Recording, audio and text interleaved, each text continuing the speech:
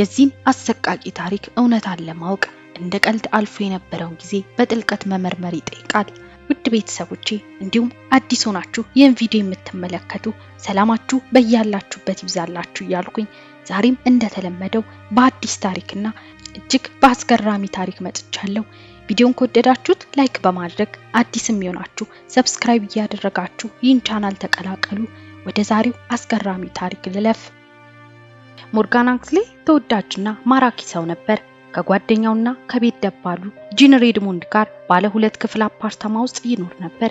ጂን የአየርላንድ የ24 ዓመት የፊዚዮቴራፒ ባለሙያ ናት። ሞርጋን የአለንና የዲ አክስሌ ልጅ ሲሆን ከ3 ልጆች መካከል የመጨረሻው ታናሽ ልጅ ነው። እህቱ ቲፋኒ በ10 ዓመት የምትበልጠው ስትሆን ወንድሙ ኦሊቨር ደግሞ በ7 ዓመት ይበልጠዋል። እንዳለመታደል ሆኖ የሞርጋን እናትና አባት የመጀመሪያ ደረጃ ትምህርት ቤት እያለ ተለያዩ። ነገር ግን ይህ ፍቺ የቤተሰቡን ጠንካራ ትስስር ማሸነፍ አልቻለም። ሞርጋንንም ከአካዳሚ ስኬት እንዲያገኝ አላገደውም። ሞርጋን ውሎ አድሮ ከቤተሰቡ በተለየ መሐንዲስ ሆነ። ምክንያቱም እናቱ፣ እህቱና ወንድሙ ሁሉም አርቲስቶችና ግራፊክ ዲዛይነሮች ነበሩ። ሞርጋን በጥሩ ሁኔታ ያደገና ማራኪ እንደሆነ ተደርጎ ይቆጠራል። በጥሩ ባህሪው የተነሳ በዙሪያው ያሉ ሰዎች ሁልጊዜ በሱ ግዛት ውስጥ ደህንነት ይሰማቸዋል። እንደ አውሮፓውያን አቆጣጠር በ2013 የ31 ዓመት ወጣት ሞርጋን አንክስሌ የባህር ላይ ምህንድስና ዲግሪውን ተጠቅሞ የራሱን አነስተኛ ንግድ ከፈተ። ይህም የፓንቶን የባህር ግድግዳዎችን በመገንባት ላይ ያተኮረ ነው። አንክስሌ ማሪ የሚል ስያሜ የተሰጠው ኩባንያ በቅርቡ በማዕከላዊ ባህር ዳርቻ ላይ የውቅያኖስ መሄጃ መንገድ ለመገንባት ትልቁን በማሸነፍ ተሳክቶለታል። በዚህም በጣም ተደስቷል። የሱ ንግድ በመጨረሻ እየሰፋ ነበር። ይህ በእንዲህ እንዳለ የሞርጋን የቅርብ ጓደኛ ክሪስ ሞሮኒ በሚቀጥለው ወር ሊያገባ ነው። ከዚህ ጋር ተያይዞ አንድ ፓርቲ ተዘጋጅቷል። ሴፕቴምበር 7 እንዲሁ ፓርቲ ነበር። ጓደኛሞቹ የጓደኛቸውን ሰርግ አስመልክቶ እየተደሰቱ ሲሆን መጠጥም ትንሽ ጠጥተዋል። በሌሊቱ መገባደጃ ላይ ሞርጋን ጫማውን አውልቆ ስለነበር የት እንዳለ ሊያገኝ አልቻለም። ስለዚህ ባዶ እግሩን ሲዝናና ነበር። እኩለ ሌሊት እያለፈ ሲሄድ ቡድኑ መከፋፈልና መበታተን ጀመሩ። ግን ሞርጋን ተዝናንቶ አልወጣለትም። ወደ ቤት ለመሄድም ገና ዝግጁ አልነበረም። ከጓደኞቹ ጋር ኦክ በተባለው ተወዳጅ አካባቢ መጠጥ ቤት አንድ ተጨማሪ መጠጥ መጠጣት ፈለገ። ግን በሚያሳዝን ሁኔታ ሌሎቹ ፍላጎት አልነበራቸውም። ስለዚህ ሁሉም ትተውት ሄዱ። ግን ሞርጋን ብቻውን መሆኑ ከመዝናናት አላስቆመውም። ነገር ግን ወደ መጠጥ ቤቱ ከመሄዱ በፊት በአካባቢው ወደሚገኝ የኤቲኤም ማሽን ሄደ። እሁድ ሴፕቴምበር 8 ከምሽቱ 7 ሰዓት ላይ የክትትል ካሜራው ሞርጋን አንክስሌ የመጨረሻ መጠጥ ሊጠጣ ወደ ኦክስ ሲሄድ ቀረጻው ያሳያል። ብቻውን በመሆኑ አልደበረውም። ራሱን በራሱ እያዝናና ነው እና ቡና ቤቱ ከአፓርታማ 2 ሜትሮች ርቀት ላይ ብቻ ነበር። ይህም ከዚያ በኋላ ወደ ቤት ለመመለስ ቀላል ሆኖለታል። ያለ ጫማ ባዶ እግሩን ነው። ከዚያን በሩ አጠገብ ተቀምጦ ቢራ እየጠጣ ስልኩን እየነካካ ነው። በፍጥነት ወደፊት ግማሽ ሰዓት አለፈ። ይህ ሰዓት መጠጥ ቤቱ ሊዘጋ ነው። በዚህ ምክንያት ሞርጋን እንዲወጣ ተጠይቆ ከሌሊቱ 7:25 ላይ የክትትል ካሜራዎች ከኦክ ወደ ወታደራዊ መንገድ ሲሄድ ያሳያል። ሌሎች ጥቂት የስለላ ካሜራዎች በወታደራዊ መንገድ አድርጎ አፓርታማ ወዳለበት ዋትሰን ጎዳና ሲሄድና በመጨረሻም በሩን ዘግቶ ወደ ቤት ሲገባ ያሳያል። ከሞርጋን ጋር ደባል ሆና የምትኖረው ጂን እንዲሁ እቤት ነበረች። ጂን ብዙውን ጊዜ በፍጥነት ለመተኛት ይከብዳት ነበር። ጊዜው ከሌሊቱ 7:30 ሆኗል። ለመተኛት እየሞከረች ሳለ ሞርጋን ወደ ቤቱ መመለሱን ሰማች። በኋላም የጆሮ ማዳመጫዋን አደረገችና በሙዚቃ እገዛ ለመተኛት በመሞከር ላይ ነች። ከ15 ደቂቃ በኋላ የግቢው በር መንኳኳቱን ሰማች። ነገር ግን የሞርጋን ጓደኛ እንደሆነ በማመን ሳትነሳ መልሳ ተኛች። ሰዓቱ 8:30 ነው። ጂን እንደገና ለሶስተኛ ጊዜ ነቃች። ምክንያቱም አሁን ከሞርጋን ክፍል የምትሰማው ነገር በጣም እንግዳ ይመስላል። እንደ ማንኮራፋትም ይመስላል፣ ግን የድምጹ ጩኸት ከፍተኛ ነበር። ይህን ሰዓት በጥርጣሬ ከመኝታው አልጋዋ በዝግታ ተነስታ የመተላለፊያ መንገዱን መብራት አበራች። ግን ልክ ብርሃኑ እንደበራ ያገኘችው ነገር በጣም አስፈሪ ነበር። በራሱ መኝታ ቤት በር ላይ ሞርጋን መሬት ላይ ወድቆ በደሙ ተሸፍኖ ትንፋሹ ቁርጥ ቁርጥ እያለ ነበር። ከህይወት ጋር እየታገለ ነበር። ትዕይንቱ በጣም አሰቃቂ ነው። ጂን በጣም ተስፋ በመቁረጥ ሁኔታ አምቡላንስ ጠራች። ግን ከሌሊቱ 9:30 ላይ ሞርጋን አንክስሌ ስለሞተ ምንም ጥቅም አላስገኘም። የሞርጋን ቤትና አካባቢው ወዲያውኑ በፖሊስ ዙሪያውን ተከበበ።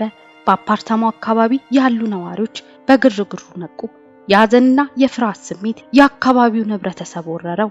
የሞርጋን አካል በቢላ ተወግቶ ነበር። በአጠቃላይ 28 ጊዜ ተወግቷል። በጀርባው፣ አንገቱ ላይ፣ በትከሻና በጭንቅላቱ ላይ የተወጋ ሲሆን ይባስ ብሎም የተጠቀመበት የቢላ ጫፍ የራስ ቅሉ ላይ ተቀምጦ ተገኝቷል። በሚቀጥሉት ሰዓታት ውስጥ ቤተሰቦቹና ጓደኞቹ ተገኙ። ያዩትን ነገር ማመን አቃታቸው። ፖሊሶች አሁን ሞርጋን ላይ በትክክል ምን እንደተፈጠረ ለማወቅ እንቅስቃሴ ያደረጉ።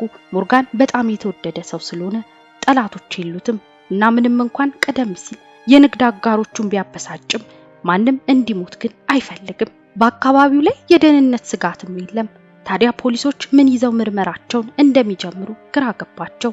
ግን እንደ እድል ሆኖ መርማሪዎች ብዙ የስለላ ካሜራዎችን አገኙ። ከሞቱ በፊት ባሉት ሰዓታት ውስጥ እንቅስቃሴውን መከታተል ችለዋል እና ከጀርባው ያገኙት ነገር ለምርመራቸው ትልቅ ጠቀሜታ ነበረው። ሞርጋን ከቡና ቤት ከወጣ በኋላ የተወሰደውን የክትትል ካሜራ ሲመለከቱ አንድ ወጣት ከኋላው እየተከተለው ሲሮጥ ያሳያል። ምናልባት ሁለቱ የማይተዋወቁ ሊሆኑ ይችላሉ። ነገር ግን ሁለቱም ሰዎች በተመሳሳይ በርካታ ደቂቃዎች ውስጥ ወደ አንድ አቅጣጫ እየሄዱ ነበር። ይህ ያልታወቀ ሰው የሆነ ነገር ያየ ወይም እሱን የሚያውቅበት አጋጣሚ ነበር። ሞርጋን ከሞተ ከ2 ሳምንታት በኋላ ነበር መርማሪዎች ያልታወቀ ሰውን በአካል መፈለግ የጀመሩት። የስለላ ምስሎች እንደሚጠቁሙት የምግብ ማቅረቢያ ዩኒፎርም ለብሶ ነበር። እናም በአካባቢው ምናልባት የምግብ አብሳይ ሊሆን ይችላል። መርማሪዎች በወታደራዊ መንገድ ጎዳናዎች ላይ ሲዘዋወሩ የሲድኒ ምግብ ቤት፣ ትምህርት ቤት ሼፍ የነበረው ልጅ ለማየት ዘልቀው በመግባት ያንን ባሪስታ መቃኘት ጀመሩ። ፖሊሶች በክትትል ቀረጻው ላይ ያዩት የሼፍ ልብስ የለበሰው ሰው እዚያ እንደሚሰራ ተነገራቸው። የሰውየውን ስም ዳንኤል ጃክ ኪልሲ ነበር። ዳንኤል የ22 ዓመት ወጣት ሲሆን በሲድኒ ምግብ ማብሰያ ትምህርት ቤት በሼፍነት ይሰራ ነበር። ዳንኤል አይናፋር ነው። በማህበራዊ ሁኔታ ግራ የሚያጋባና በመጠኑም ቢሆን ብቸኛ ነበር። አብዛኛው መመዘኛዎቹ ሙሉ በሙሉ ጥሩ የሚባል ነው። ዳንኤል የጌም ጨዋታዎችን ይወድ ነበር። ዳንኤል በዌሊንግተን ኒውዚላንድ ተወለደ። ምንም እንኳን ዳንኤል ከእውነተኛ እናቱና አባቱ ጋር ባይኖርም በጥሩ ሁኔታ ነው ያደገው። እሱ ደስተኛና ጥሩ እድል ያለው የልጅነት ጊዜ ነበረው እና አሳዳጊዎቹ የሪል ስቴት ኤጀንሲ ስላላቸው ቤተሰቡ እንዲሁም በጥሩ ሁኔታ ላይ ነበር። ዳንኤል በመጨረሻ በዊልቴክ ሼፍነት አጠና። ምግብ አዘጋጅ የመሆን ከፍተኛ ፍላጎት ነበረው። ይህም አንድ ቀን እውን እንደሚሆን ያምናል።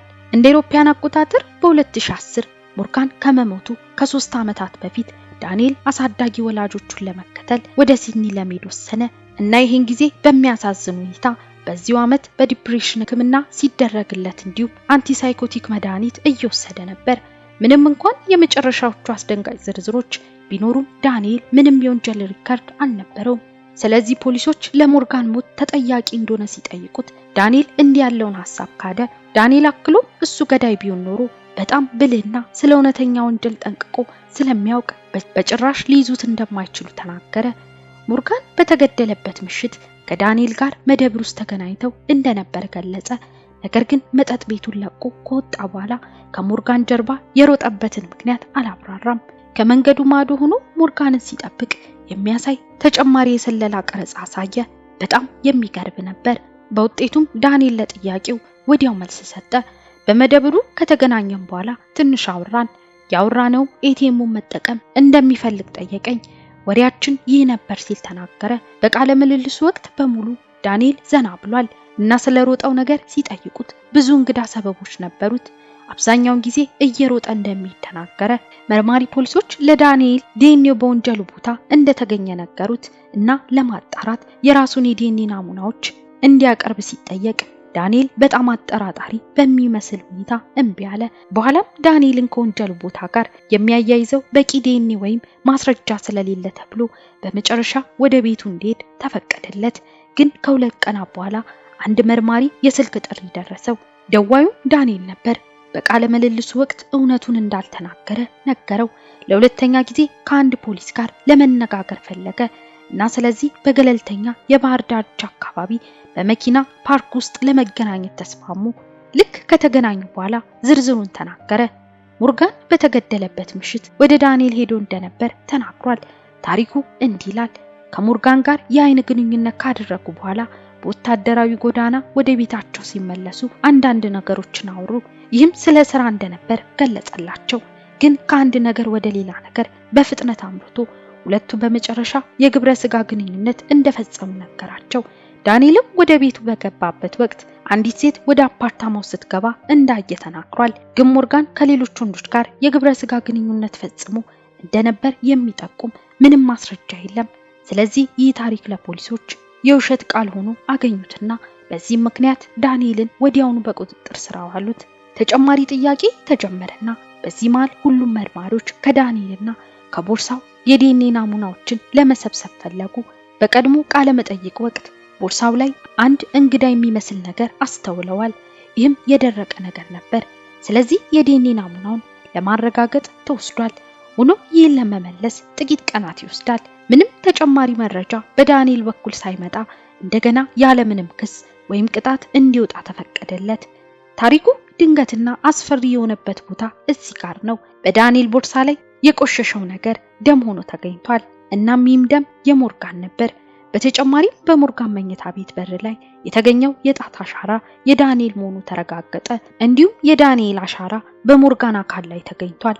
ይህ በእንዲህ እንዳለ መርማሪዎች ከደንበኛቸው ዳንኤል ጋር ያለውን ልምድ ያረጋገጡ በርካታ የስነ ልቦና ባለሙያዎች አግኝተው ነበር እና ከነዚህ የስነ ልቦና ባለሙያዎች ጋር የተደረጉ ሪፖርቶች እሱ ለቢላ ውስጣዊ ፍቅር እንዳለው አረጋገጡ። ሞርጋን ከመሞቱ 12 ወራት በፊት ዳንኤል በግንቦት 2012 ሄዶ የጨለማ ቅዠቶቹን ለዶክተር ሱዛን አልማን ተናግሯል። በሲኒ ትምህርት ቤት ሼፍነት ሆኖ እየሰራ ሳለ ከስራው ላይ ቢላዋ እየወሰደ እንደሆነ ነገራት። ነገር ግን ወደ ቤት ሲሄድ ምንም አይነት እድል አላጋጠመውም። ከአንድ ወር በኋላ ከሳይካትሪስት ጋር በተደረገለት ግምገማ ዳንኤል ማንንም መግደል አልፈልግም አለ። በጥቅምት 8 ቀን 2013 በተዛማጅ ትንተና የጣት አሻራዎችና የስነ ልቦና ባለሙያ ሪፖርቶች ምክንያት ዳንኤል ኬልሲ በመጨረሻ በሞርጋን ግድያ ተይዞ ተከሰሰ። በተለያዩ ጊዜያት አስፐርገርስ ባይፖላርና የመንፈስ ጭንቀት እንዳለበት ታወቀ። ዳንኤልም ለፖላር ዲስኦርደር ጸረ አእምሮ መድኃኒት ታዘዘለት፣ እንዲሁም ለጸረ ጭንቀቱ መድኃኒት ታዘዘለት። ስለዚህ ሞርጋን በሞተበት ምሽት በትክክል ምን ሆነ እና በዚያ ምሽት ምን ተፈጠረ? ዳንኤል ከመጠጥ ቤቱ ወደ ቤቱ ሲመለስ ያሳደደው እንደነበር መደምደም ይቻላል። ዳንኤል ከሞርጋን ጋር ፈጽሞ ያልተነጋገረ ሊሆን ይችላል። ሞርጋን ወደ ቤቱ ሲመለስ ከዚህ በፊት ወደ መኝታ ክፍሉ አመራ። ቤቱን ከፈተ። ከዚያም ከ15 ደቂቃ ሞርጋን ከተከተለ በኋላ ከአልኮል መጠጥ አልፎ አልጋ ላይ ተኛ። ዳንኤል የፊት በሩን አንኳኳ እና መልስ አላገኘም። በሩ እንደተከፈተ ተረዳ። ሞርጋን በር ከፍቶ የመተው መጥፎ ልማድ ነበረው። እሱም በጣም ሰክሮ ስለነበር መቆለፉን ረስቶት ሊሆን ይችላል። በሩ ክፍት መሆኑ ካወቀ በኋላ ዳንኤል ወደ ውስጥ ሾልኮ በጸጥታ ወደ ደረጃው ወጣ እና ራሱን በሁለት መኝታ ቤት በሮች ፊት ለፊት አገኘው። የጂም በር ተዘግቶ ነበር። የሞርጋን ክፍል በትንሹ ተከፍቷል። ከዚያን ዳንኤል ሞርጋን ተኝቶ ሲመለከት ዳንኤል በሱ ላይ ጾታዊ ጥቃት ያለ ፍላጎቱ እርምጃ ለመውሰድ እድል አገኘ። ዳንኤል ሞርጋን ላይ የጾታ ጥቃት መፈጸም ሲጀምር በንዴትና ግራ በመጋባት ሳይነቃ አይቀርም። ይህን ሰዓት ነው ዳንኤል ሲቃወመው በንዴት በአጠቃላይ 28 ጊዜ ወጋው። ከዚያም ሞባይል ስልኩን በጸጥታ ከቤት ይዞ ወጣ። በኋላም ወደ ቤቱ ከመመለሱ በፊት ቢላውንና የሞርጋንን ስልክ አስወገደ። ከዚያም ፒጃማውን አድርጎ ወደ ራሱ አልጋ ገባና ፕሌይስቴሽን መጫወት ጀመረ። ጂን አንድ ለየት ያለ ድምጽ ሰምታ የነቃችው እዚህ ጋር ነው።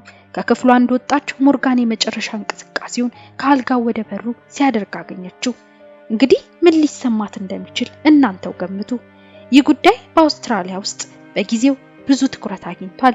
በመጨረሻም የህፃን ፊት ያለው የሲኒው ገዳይ ተባለ። የዳንኤል ችሎት በድምሩ 2 ሳምንታት የፈጀ ሲሆን ዳኞቹ ብይን ለመስጠት 3 ሰዓት ብቻ ወስዶባቸዋል። ሁሉም በሞርጋን አክስሌ ግድያ ወንጀል ዳንኤል ጥፋተኛ ሆኖ አግኝተውታል። በውጤቱም ዳንኤል ኬልሲ በ40 ዓመት እስራት ተፈረደበት። የግድያው ሁኔታ ሙሉ በሙሉ ትርጉም የለሽና አላስፈላጊ ነበር። ለምን እንዳደረገ የሚያውቀው ዳንኤል ብቻ ነው። ዳንኤልን የመረመሩት የስነ ልቦና ባለሙያዎችም እድሉን ካገኘ እንደገና እንደሚገድል ያምኑ ነበር። በዚህ ጉዳይ ላይ ጥቂት ከሞርጋን ወዳጆች አንዷ የሞርጋን ግድያ ከመገደሉ 6 ወር ገደማ በፊት የነበረው ምሽት ታስታውሳለች። ሞርጋን ሁሉንም የሚረብሽ ታሪክ ነግሯቸው ነበር። አንድ ቀን ምሽት አንድ ወጣት በዋትሰን ጎዳና ወደ ቤቱ ሲከተለው ነበር። ሞርጋን ወጣቱ ልጅ ምናልባት እሱ በሚኖርበት አፓርታማው ላይ ተመሳሳይ ክፍል ውስጥ ይኖር ነበር ብሎ አሰበ። ግን ልክ ሞርጋን የራሱ ክፍል ጋር ደርሶ ለመሰናበት የፊት በሩን ሲከፍት ሰውየው በቀጥታ አልፎ ወደ ውስጥ ለመግባት ሞከረ። ሞርጋን ወደ ውጭ ገፋው፣ ነገር ግን ለፖሊስ አላሳወቀም እና ይህ ታሪክ ለጓደኞቹ ከነገረ በኋላ ነው ሞርጋን ህይወቱን ከ6 ወር በኋላ ያጣው። ምናልባት ይህ ሰው ዳንኤል ሊሆን እንደሚችል የብዙዎች ግምት ነው። የእናንተስ ምን ይመስላል? ውድ ቤተሰቦቼ የዛሬው ታሪክ ይህን ይመስል ነበር። እስኪ እናንተስ በታሪኩ ላይ ያላችሁን ሐሳብ ኮሜንት ላይ አሳውቁኝ። እንዲሁም ቪዲዮውን ከወደዳችሁት ላይክ በማድረግ አዲስም ቢሆናችሁ ይህን ቻናል ሰብስክራይብ እያደረጋችሁ ተቀላቀሉ። በሌላ አዲስ ታሪክ እስክንገናኝ ድረስ ቸር ቆዩልኝ።